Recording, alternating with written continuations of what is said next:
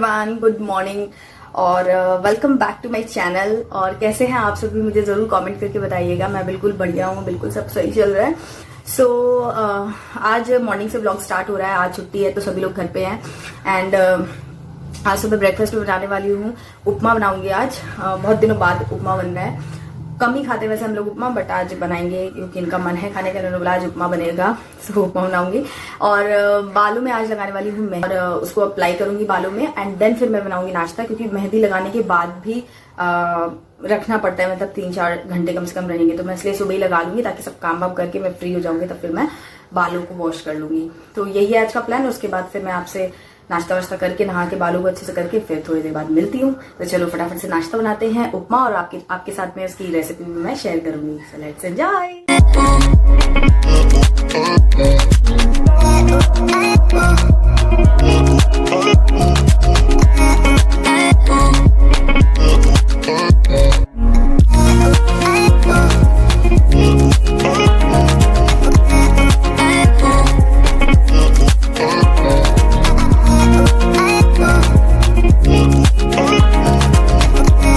तो यहाँ पर मैंने थोड़ा सा छिलके वाली उड़द दाल है और चना दाल है, इसको सोक कर लिया है। और मेरे पास बिना छिलके वाली दाल नहीं थी तो मैंने छिलके वाली ले ली है। और साथ में पीनट्स है, इसको भी रोस्ट कर लिया है, ये भी उपमा में जाएगा। तो अब पैन में अच्छे से घी ले लूंगी। 2 बड़े चम्मच मैंने घी लिया है और उसमें 1 कप सूजी जो है, 1 कप से थोड़ा सा ज्यादा है, उतनी सूजी जो है वो मैंने डाल करके इसको अच्छे से चला चला के मुझे रोस्ट करना, ताकि इसका कलर अच्छे से चेंज हो जाए और थोड़ी सी इसकी खुशबू भी चेंज हो जाती है। लेकिन ध्यान रखिए चलाते रहिए, नहीं तो ये इसका कलर ब्राउन सा हो जाएगा, नीचे से थोड़ा सा जल जाएगा, तो फिर टेस्ट जो है वो बिल्कुल अच्छा नहीं आएगा। तो दाल मैंने जस्ट ऐसे ही 15-20 मिनट पहले ही अभी सोक करने रख दी है। और जब तक ये सब मैं तैयारी करूंगी तब तक दाल जो है थोड़ी सी सॉफ्ट हो जाएगी। उसके बाद हम उपमा बनाने की तैयारी करेंगे। यहाँ सूजी जो है ये मैंने निकाल ली है साइड में, और चलिए अब तैयारी करते हैं।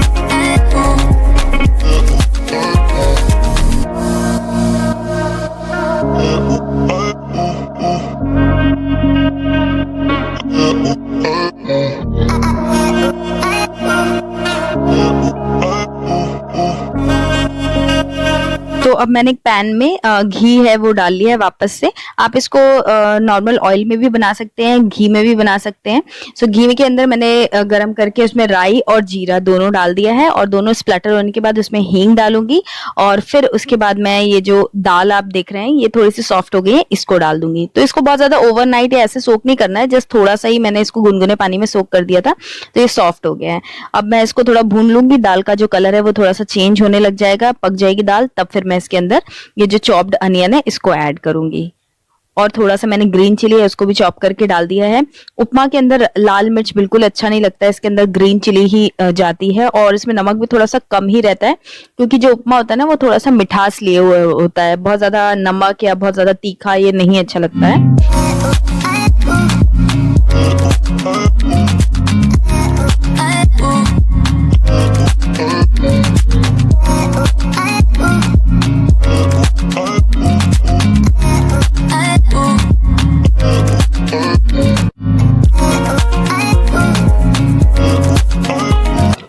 तो अब सारी चीजें जो है वो अच्छे से पक गई हैं। अब मैं इसके अंदर पानी ऐड करूंगी। तो जितना मैंने सूजी लिया है उसका 3 टाइम्स मैंने पानी लिया है और उसको इसमें डाल दिया है। पानी जब अच्छे से बॉईल होगा तब मैं इसके अंदर सूजी ऐड करूंगी।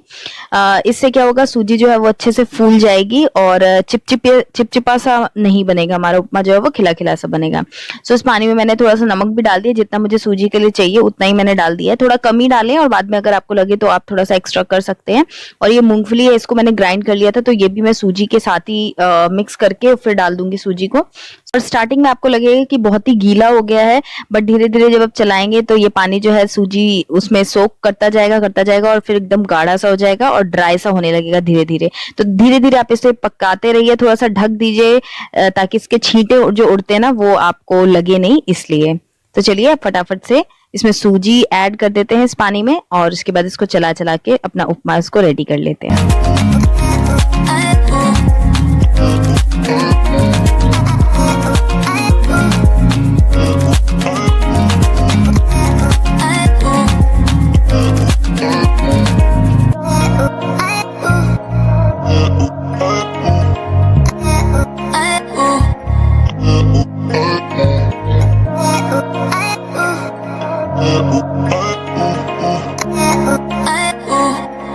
सो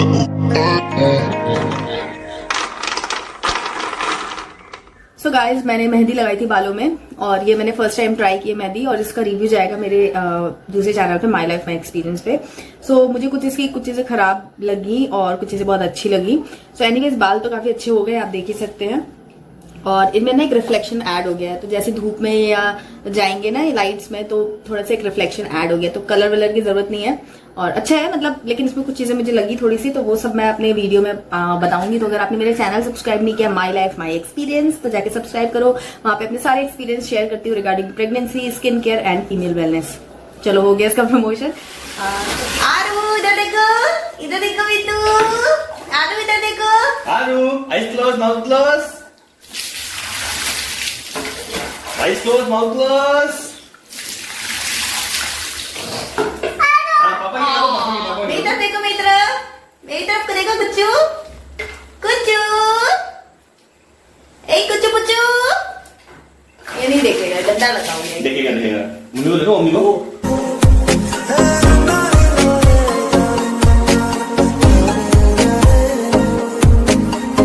I love you more, you don't love me. I love you more, you don't love me. क्या हुआ? इधर आ। क्या हुआ?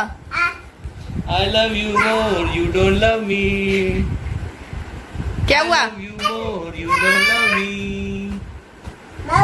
जोर से गाओ पापा, जोर से। I love you more, you don't love me. जोर से गाओ। I love you more, you don't love me. चलो।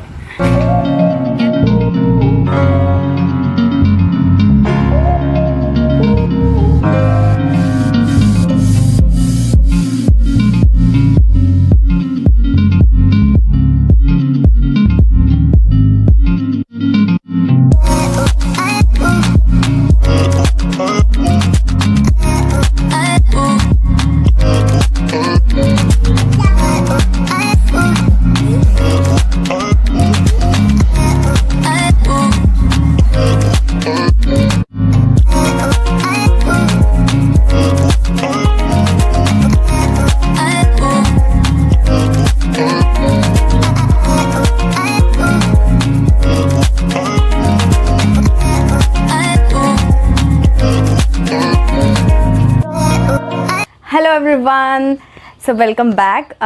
अभी इवनिंग का टाइम हो चुका है और इवनिंग में हम लोगों ने मैंगो शेक पी लिया था एंड सुबह का तो आपने देख ही लिया क्या कैसे किया हम लोगों ने। आज उपमा बनाया था मैंने एंड मैंगो शेक के साथ सबसे अच्छी चीज़ क्या होती है ना कि आप एक गिलास उसको पी लीजिए तो एकदम स्टफ़ हो जाता है काफ़ी लंबे टाइम के लिए। तो डिनर बनाने की बहुत ज़्यादा जल्दी नहीं मचेगी और साथ में टेस्टी भी बहुत लगता है, तो मतलब अच्छा लगता है। तो मैंने वही बना लिया था, तो हम लोगों ने वो पी लिया है और अब मैं डिनर में बनाने वाली हूँ पनीर पराठा, तो वो बनाऊंगी। फ़िलहाल यहाँ पर कुछ कपड़े थे जो सूख गए थे, तो मैं सोची उनको फ़ोल्ड कर लेती हूँ और फ़ोल्ड करते करते ही आप लोगों से थोड़ी सी बात भी कर लेती हूँ। हुआ क्या कि मैं अभी मैंगो शेक जब हम लोग पी रहे थे तो टीवी भी देख रहे थे साथ में। तो अलग से आजकल क्या होता है ना कि मूवीज़ वगैरह बहुत सारी प्लान्ड है, देखनी है, करनी है, लेकिन वो आरव के साथ में देख नहीं पाते हैं क्योंकि हर चीज़ आजकल मूवीज़ और सीरीज़ ऐसी बनती है ना कि आप खुद ही देख लो, बस उतना ही काफ़ी है। तो आरव के सामने तो मैं देखती नहीं हूँ और अलग से भी टाइम मिल पाना थोड़ा मुश्किल ही रहता है।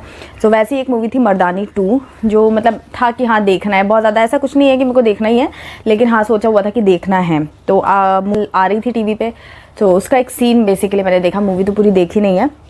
तो उसका एक इंटरव्यू का सीन चल रहा था जिसमें वो इंस्पेक्टर है ना मर्दानी 2 में रानी मुखर्जी, तो उसका इंटरव्यू हो रहा था। तो उससे मतलब एक फेमिनिज़म का पॉइंट मतलब वहाँ पर आया जो मुझे बहुत ज़्यादा अच्छा लगा। बहुत ही अच्छा डायलॉग जिसने भी लिखा है, बहुत अच्छा लिखा और एकदम फैक्ट लिखा है। उसमें क्या था कि उससे पूछते हैं कि औरत और मर्द की बराबरी वाला जो टॉपिक है ना वो चल रहा होता है। तो उससे रानी मुखर्जी से वो लोग मतलब जो न्यूज़ रीडर होता है वो पूछता है कि क्या मतलब ये बराबरी वाला जो सीन है क्या है, आप को औरतों को थोड़ा सा पीछे रहना चाहिए, क्यों वो बराबरी करने लग जाती हैं हर जगह, उनकी वजह से काफ़ी प्रॉब्लम्स होती हैं। तो उस पर वो यही बोलती है कि प्रॉब्लम इस वजह से नहीं है कि औरतें सामने हैं, प्रॉब्लम ये है मतलब प्रॉब्लम जो है वो मेंटालिटी में है। सो इसलिए आदमियों को ये चीज़ समझनी पड़ेगी। और तो फिर वो जो रीडर होता है ना वो ये बोलता है कि मतलब जब नेचर ने ही ये डिफरेंस बना के रखा है कि औरत औरत है, मर्द मर्द, दोनों में डिफरेंस बनाया हुआ है, तो फिर आप लोगों को क्यों ऑब्जेक्शन होता है, आप लोग क्यों बराबरी करते हो? और फिर जो भी है ठीक है, उसने सीता से भी कंपैरिजन किया कि मतलब रामायण जो थी वो सीता की वजह से, प्रॉब्लम्स जो हुई रामायण में वो सीता की वजह से हुई, ये बोला उसने।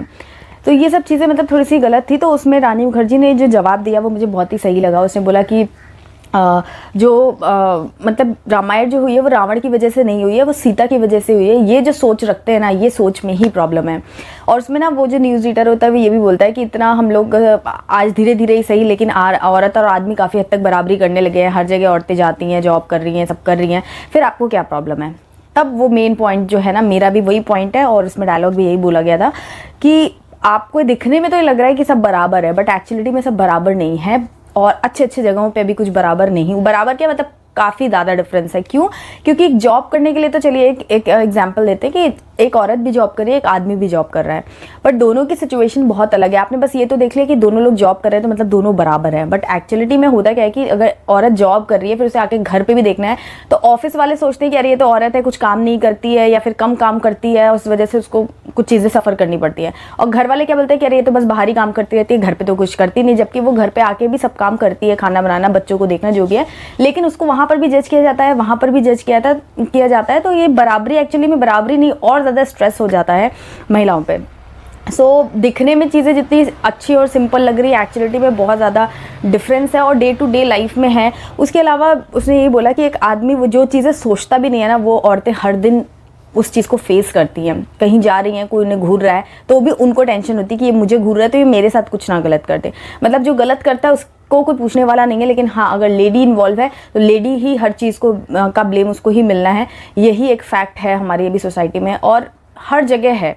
लोगों को लगता है कि यार हमने बराबरी का तो दे दिया, तुम भी तो जॉब कर रही हो, हम भी तो जॉब कर रहे हैं, बट एक्चुअली में ऐसा होना चाहिए ना कि हर चीज़ में आप बराबरी करो। ऐसा नहीं कि जॉब तो कर दिया, अब दो लोग जॉब कर रहे हैं तो दोनों बराबर तब होंगे ना जब वो जॉब भी बराबर टाइम से करेंगे, फिर घर आएंगे तो घर के काम में भी सब लोग बराबर रहेंगे, मतलब हस्बैंड भी वाइफ भी दोनों जो है वो मिल करके काम करेंगे। सो ये चीज़ होती है एक्चुअली में, मतलब बराबरी जो अभी हम लोग की जनरेशन में थोड़ा लोग पॉसिबल कर रहे हैं इन चीज़ों को, बट मेजॉरिटी केसेस में अभी भी ये सब चीज़ें नहीं हैं। लोग बस समझ रहे हैं कि हम तो बराबरी का मौका दे रहे हैं, बट अच्छे अच्छे पढ़े लिखे घरों में भी जो औरतें हैं ना, उनको बहुत सफ़र करना पड़ता है और यही फैक्ट है। इस सोच को बदलना पड़ेगा। ये कह देना कि मतलब जो उसमें मतलब दिखाया है वो मुझे काफ़ी सही लगी ये चीज़ें, कि डे टू डे लाइफ में कितनी प्रॉब्लम्स एक जो वुमेन है उसको फेस करनी पड़ती है अपनी फिज़िकली मेंटली सब चीज़ों के साथ में। हमें उसको रिस्पेक्ट देना चाहिए। और उसने लास्ट जो अपना डायलॉग एंड किया था ना, वो यही बोला था कि बराबरी तो छोड़ दीजिए, हमें हिस्सेदारी मिल जाए बस उतना ही काफ़ी है। हम हिस्सेदारी की जद्दोजहद में हम औरतें जो हैं वो लगे हुए हैं। मुझे काफ़ी ये जो डायलॉग है गूज़बम्स आ रहे हैं, मतलब काफ़ी सही लगा, एकदम हिला देने वाला है। और शायद वो कभी दिन आए कि वही जो है कि हिस्सेदारी ही सही मिल जाए कम से कम, लेकिन अभी बहुत कुछ है जो औरतों को फेस करना पड़ता है और वो चीज़ें ना कोई और समझ नहीं सकता, जिसके ऊपर ये जितनी भी फीमेल्स है जो जिस पेन से वो हर महीने गुजरती है। और भी बहुत सारी चीज़ें हैं, जब हम कहीं बाहर जाते हैं तो रोड पे चल रहे हैं तो भी हमें एक टेंशन होती है। वो सारी चीज़ें जो हैं वो सच में हैं, वो बराबरी का अभी दूर दूर तक कहीं नाम वो निशान जो बोलते हैं वो भी नहीं है। मुझे लगा कि ये बातें जो एक्चुअली मैं भी यही सब सोचती हूँ, मेरे मन में ये सब थॉट्स आते रहते हैं। जब मैंने वो देखा तो मुझे ऐसा लगा कि बस मेरे मन की कुछ बात यहाँ पे चल रही है और तभी मैंने सोचा कि चलो आप लोगों के साथ भी शेयर कर लिया जाए ये सारी बातें। आपका इस बारे में क्या मानना है, आपने मूवी देखी है कि नहीं, और इस टॉपिक पे आपको क्या लगता है कि जो मतलब बात है ये सही है या कितना क्या है, जो भी आपके मन की बात है वो ज़रूर कॉमेंट सेक्शन में बताइएगा। तो बस अब फटाफट से मैं कपड़े फोल्ड कर लेती हूँ और उसके बाद फिर मैं पराठे बनाती हूँ और फिर आप लोगों से बात करती हूँ। तो चलिए पनीर पराठा बनाते हैं और उसके लिए स्टफिंग तैयार करते हैं। तो जिसमें मैंने chopped onion, chopped green chilli और धनिया इसको एक बोल में डाल लिया है। और फिर मैं यहाँ पर पनीर है इसको हाथ से ही क्रम्बल कर ले रही हूँ। आप चाहें तो ग्रेटर की हेल्प से ग्रेट भी कर सकते हैं। तो वो डाल करके इसके अंदर फिर मैं हींग ऐड करूंगी, उसके बाद थोड़ा सा आमचूर पाउडर ऐड करूंगी एंड नमक जाएगा, लाल मिर्च का पाउडर जाएगा और थोड़ा सा मैं इसमें जीरा डालूंगी। बस ये इतने से इंग्रेडिएंट्स आप डाल लीजिए और इसको अच्छे से मिक्स कर लीजिए, आपकी स्टफिंग तैयार है।